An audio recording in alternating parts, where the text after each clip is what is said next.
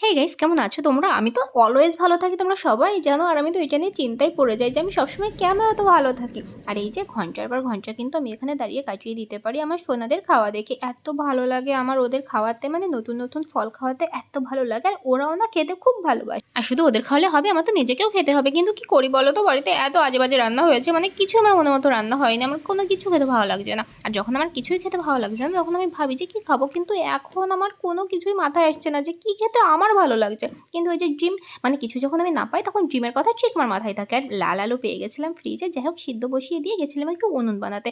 আর এদিকে এসে দেখি লাল আলু কালো আলু হয়ে বসে আছে। যাই হোক, এখন এটাই খেতে হবে, কিচ্ছু করার নেই। হেই গাইস, কেমন আছো তোমরা? আমি তো অলওয়েজ ভালো থাকি, তোমরা সবাই জানো। আর আমি তো এটা নিয়ে চিন্তায় পড়ে যাই যে আমি সবসময় কেন এত ভালো থাকি। আর এই যে ঘন্টার পর ঘন্টা কিন্তু আমি এখানে দাঁড়িয়ে কাটিয়ে দিতে পারি আমার সোনাদের খাওয়া দেখে। এত ভালো লাগে আমার ওদের খাওয়াতে, মানে নতুন নতুন ফল খাওয়াতে এত ভালো লাগে। আর ওরা